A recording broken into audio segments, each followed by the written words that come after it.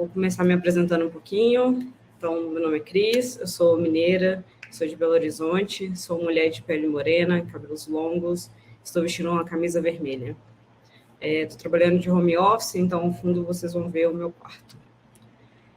Falando um pouquinho rapidamente de mim, eu sou uma pessoa que gosta de correr, fazer meditação e também brincar com puzzles, quebra-cabeças. É fantástico, eu adoro. Sou inglesa de coração, eu morei na Inglaterra durante 3 anos, o que mudou minha vida muito, tanto pessoalmente como profissionalmente, acrescentou muito na minha vida e faz parte de mim. Eu amo viajar, conhecer pessoas, lugares, experimentar coisas novas, reexperimentar coisas que eu já conheço, mas de uma nova maneira. Planei um pouquinho da minha carreira.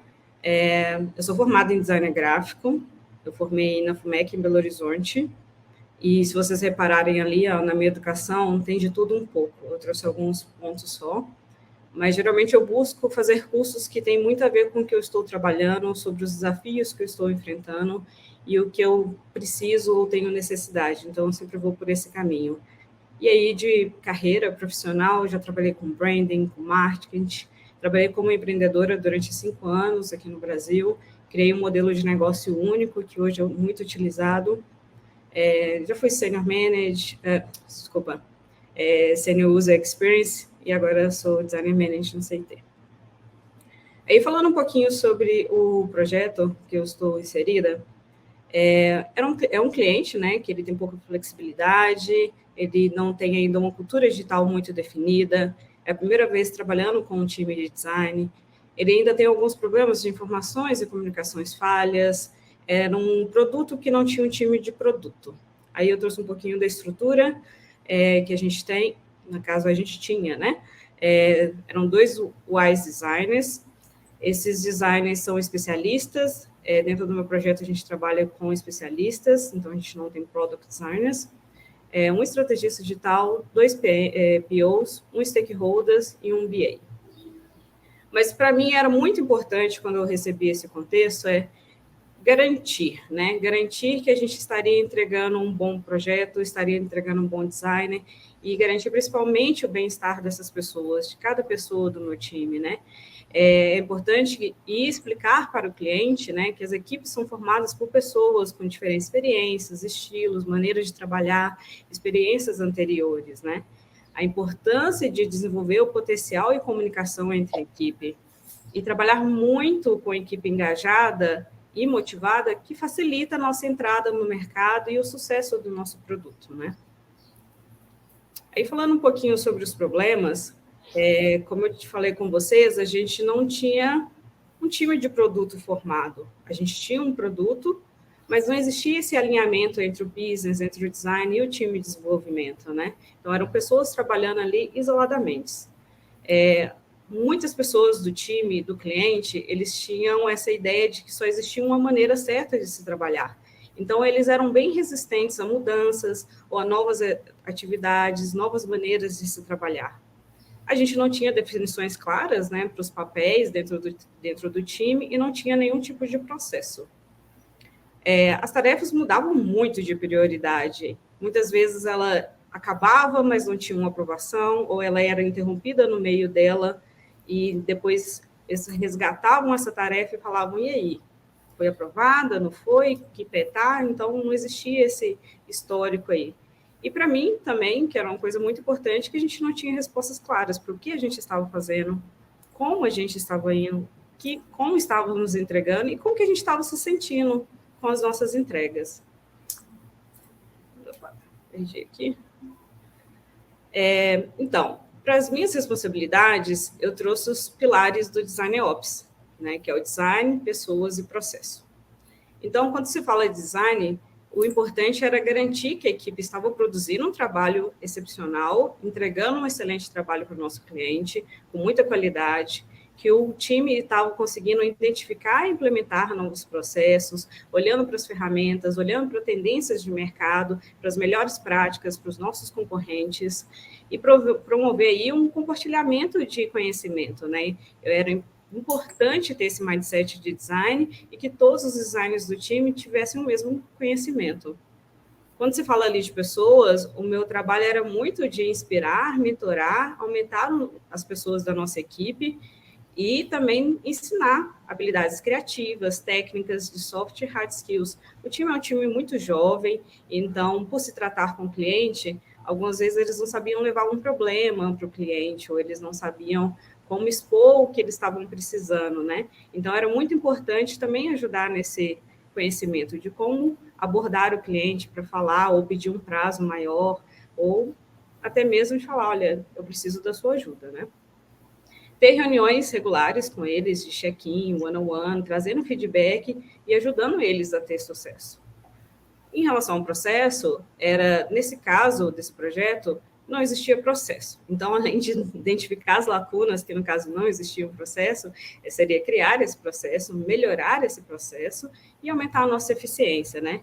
Envolver a equipe de design para que eles fossem a solução de problem solvers, né? Então, solucionar os problemas. A gente não queria que eles recebessem uma demanda e executassem, como se fosse assim, uma pastelaria. Não é esse o caso. E que eles fizessem realmente questionar e perguntar por que a gente está fazendo isso, o que isso vai trazer de valor para o nosso produto, para o nosso usuário, né? E, além de tudo, compartilhar nossas práticas, frameworks, as nossas lições aprendidas e tudo mais. Então, eu criei a minha missão, né, dentro desse projeto, que é explorar a relação entre design e negócio com foco nas pessoas, prática e estratégia. Apesar dos pilares de Design Ops ser pessoas, design e processo, eu foco muito nas pessoas, porque não adianta nada a gente ter um processo lindo desenhado no Muro, no Figma, indiferente da ferramenta que você use, se as pessoas não estão praticando, se elas não estão vivendo isso. Então, para mim, as pessoas vêm muito importante, é um pilar muito forte. Para isso, eu criei esse modelo de engajamento, utilizando os pilares do Design Ops, que era o que motiva essas pessoas e criar um ambiente seguro que desse autonomia para elas, alinhados com os valores que movem o business.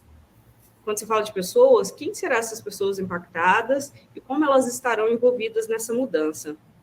E o processo é determinar se o nosso operacional está funcionando, se ela tem fluidez e se o cliente está envolvido nessas mudanças. Para isso, eu criei um plano de ação. São, na verdade, 6 planos, né? 6 etapas do plano, que o primeiro seria os rituais. Então, a gente começou a ter dailies, weeklies, one-on-one, in-coffees, plannings, retros, cocriação, design critique e todos os outros que vocês possam imaginar. A gente vai mudando os rituais conforme a necessidade, mas esses são os básicos que a gente tem, com recorrência. O processo é trazer, então, as nossas funções e responsabilidades muito bem definidas e claras, e sempre trabalhando com metodologias ágeis. A visibilidade que era preciso dar, visibilidade tanto para o cliente, tanto para a nossa liderança, para que eles entendessem a importância do design. Os goals, então, ter objetivos individuais e objetivos como um time. É muito importante entender o que seu time quer individualmente e o que a gente quer como um time, para que a gente possa se apoiar e ajudar uns aos outros, né? Os feedbacks, assim, então a gente ajuda também, melhora o nosso aprendizado, motivação e confiança, e métricas, né, em que a gente possa identificar onde que a gente poderia melhorar. Mas mudança de cultura não acontece de um dia para o outro. Esse projeto ele já está acontecendo, eu já estou envolvida nele desde abril desse ano, e todos os dias é um baby step, trabalhando pedacinho por pedacinho, tentando mudar aí, a gente dá vários passos, mas são coisas que acontecem realmente no dia a dia, de trazer uma nova mudança, e eles pensaram, poxa, e a gente tem que trabalhar um pouquinho mais nessa mudança cultural deles. Aqui eu vou trazer, nos próximos slides, um pouquinho mais prático de como eu implementei alguns passos e como resolvi alguns desses problemas. Aqui é a saúde, né, do time. Quando o time era menor, eu conseguia fazer isso conversando no one-on-one, entendendo como que eles estavam se comportando ali dentro das reuniões, dos check-ups que a gente fazia. E para formalizar com um time maior, eu me inspirei no Health Check do Quinto Andar, eles utilizam. Eu trouxe para os pilares que funcionam para a gente, que tem a ver com o nosso projeto. Então, ali, quando vocês olham P1, P2, P3, P4, são o número de pessoas que tem dentro do time, e elas colocam ali como elas se sentem de acordo com cada pilar. É um espaço seguro para você conversar, para você expor como você está se sentindo de acordo com esses pilares, como você está se enxergando, como você está enxergando as entregas, o trabalho, o volume que está se trabalhando dentro do projeto, se está dentro de acordo com o que você espera, se está alinhado com o que você busca de carreira. E aí a gente pode conversar, colocar pontos ali para decidir o que a gente pode fazer para melhorar, que a gente pode fazer ali para evoluir, criar planos de ação, ter pessoas responsáveis dentro do time para trabalhar. Ali a matriz, que é como eu falei com vocês, a gente não tinha claro quem eram as pessoas responsáveis de acordo com o projeto, né, com etapas do projeto. Então, a gente tem as 6 etapas, né, estratégia, discovery, definir, idealizar, delivery e handoff. E ali são as pessoas que a gente tem dentro do time atualmente. Essa planilha ela vai mudar de acordo entre novas pessoas, entram novos especialistas, ela vai mudar se a gente muda alguma coisa na nossa etapa de projeto, e ela reflete a nossa realidade, né? Para quem não conhece, RACE, então, é R de responsabilidade, responsável, A de autoridade, C de consultado e I de informado. Então, em cada parte do processo, a gente coloca quem é o responsável, quem vai ser consultado, quem que tem que ser informado, quem que vai aprovar essa etapa, mas a gente entende que, vou usar um exemplo aí do UX Design, né? Ele é responsável por definir dentro do nosso projeto, mas não significa que ele vai trabalhar sozinho, ele somente é a pessoa que você pode procurar se tiver algum problema, se tiver alguma dúvida, ele é o responsável, mas tem mais pessoas trabalhando com ele, a gente sempre trabalha em time. Ali, mostrando um pouquinho do processo, então, utiliza as mesmas etapas do RACE, né, estratégia, discover, definir, idealizar, deliver, handoff. E ali, para as pessoas da CIT, é uma imagem muito conhecida, né, a gente utiliza bastante. Todo o nosso processo, ele é documentado dentro do Gira. Então, a gente utilizou essa imagem, colocou de acordo com o nosso processo, com o que a gente tem hoje em dia, para separar como que a gente iria fazer esse processo. Então, a gente tem o backlog de negócio, tem a gestão de portfólio, a gente tem a nossa engenharia de valor, tem os itens priorizados. E ali a gente usa o Double Diamond para entender o entendimento de usuário de negócio que a gente vai utilizar. A gente tem o nosso usuário centralizado, então o usuário está sempre no centro da nossa operação. A definição do job to be done, do nosso problema real. Depois a gente vai ali ter, então, os mapas de solução, a validação de valor. A gente tem uma parte do estacionamento que surge muitas ideias que a gente anota. Depois que a gente vê se faz sentido, a gente coloca ela no backlog para estruturar ela um pouco melhor e ela volta a fazer parte do processo. A parte, então, ali do delivery, então, que a gente vai fazer a criação de interface e passar para o time de desenvolvimento, fazer ali um elo com o handoff, né? Então, que a gente dá suporte às squads para validar, fazer as validações integradas. É muito importante também falar sobre os checkpoints. Os checkpoints, basicamente, ele é um Excel, onde a gente tem alguns pilares lá dentro, em que a gente define como a gente está recebendo a nossa demanda, se o cliente está passando uma demanda que está fazendo sentido, se ela veio muito quebrada, se ela teve um discovery, se ela funciona para o nosso usuário, se ela está sendo bem estudada e desenvolvida, se a gente está documentando ela. Então, a gente tem esses checkpoints, né? Vocês podem reparar que são 3, que é justamente para a gente poder avaliar como está o nosso processo e até para a gente ver com antecedência se por exemplo, um item, se ele está sempre tendo o mesmo problema. Vamos dizer, as pessoas especialistas não estão envolvidas nisso. Então, a gente sabe que está sempre sendo um problema recorrente. Então, a gente pode conversar, criar um plano de ação para resolver esse item, ou a gente pode até determinar se faz sentido a feature não, porque ela pode dar muito problema se a maioria dos nossos itens estão falando que a gente não teve tempo, a gente não teve tecnologia, a gente não teve time. Então, a gente consegue otimizar e colocar, talvez, números aí dentro do nosso processo para entender como que a gente está trabalhando e entregando nossas features. Aqui eu trago um pouquinho mais detalhado, então, a parte ali do Double Diamond, como que está sendo estruturado, a gente coloca ali na parte de baixo, inferior, se vocês forem reparar, as pessoas e o que a gente está esperando dessas pessoas. A gente não colocou atividades, a gente não colocou uma coisa muito detalhada, porque isso vai depender muito da demanda que a gente está trabalhando, isso vai depender muito do que a gente está tentando resolver. Uma cocriação, a gente usa Inception, a gente pode usar Crazy 8, a gente pode usar SSD. Então, o importante é entender o que a gente espera de profissionais, que, além dos designers, que vão estar ajudando a gente nessa parte do processo, e o que a gente pode procurar em casos de dúvida, né? O BA, eu preciso de requerimento. PO, eu preciso saber informações sobre os países, sobre a zona que a gente está trabalhando nova.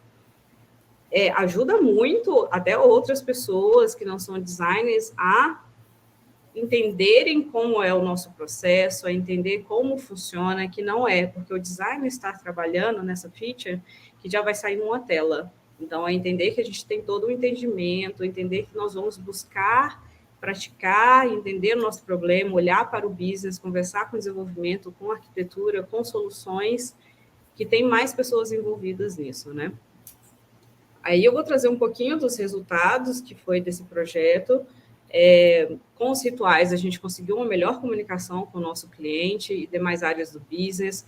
A gente tem objetivos claros e problemas que a gente precisa resolver e as suas expectativas. No processo, né, a gente teve um redesign completo do site, depois que a gente conseguiu implementar o nosso processo, ter as etapas definidas com as pessoas que iriam trabalhar nele, a gente conseguiu trazer um redesign muito bom para o site, com nova usabilidade, uma interface que foca nas necessidades. A gente tem um processo que ele olha ponta a ponta, então a gente não deixa nada solto, não fica tarefa nenhuma perdida. Visibilidade, então, tanto a nossa liderança como o nosso cliente, ele enxerga ali agora a importância do trabalho de design e agora eles são abertos a novas maneiras de trabalhar, né? Dando um exemplo para vocês, eles só trabalhavam, por exemplo, com workshops. Devidas clientes. Oi. Desculpa. Eles entendiam que só existia uma maneira de conversar ali, talvez, com o nosso usuário, que seria, talvez, através de workshops, e agora eles entendem o teste de usabilidade, eles entendem que existem outros tipos de pesquisa que a gente pode rodar e conversar com o nosso cliente, né? O time, ele ficou mais engajado e maior, temos novas pessoas no time, a gente tem mais oportunidades, a gente tem mais motivação e produtividade, né? Nos feedbacks, a gente construiu um elo de confiança muito grande com o cliente, e principalmente um lugar seguro para a gente errar e explorar. Eu acho que é muito importante a gente ter esse espaço. Design erra, é preciso errar para a gente acertar, é preciso olhar para tudo, não só para o design, mas olhar para o business, olhar para o desenvolvimento, como que a gente vai trabalhar isso. Então, agora a gente consegue sugerir mais coisas para o nosso produto e melhorar ele, porque agora a gente tem esse espaço muito seguro de explorar. E nas métricas, né, igual eu falei, a gente tem 3 checkpoints em que a gente confere como a gente está trabalhando e validando, né, a nossa parte de estratégia do problema de solução. E esse trabalho, ele gerou um impacto muito grande, que é o principal objetivo do nosso cliente no ano que vem, que é conhecer melhor o nosso usuário para entregar uma melhor experiência. Então, o design está no principal pilar do nosso cliente no próximo ano. E isso não é só o time técnico do cliente, mas também do business como um todo.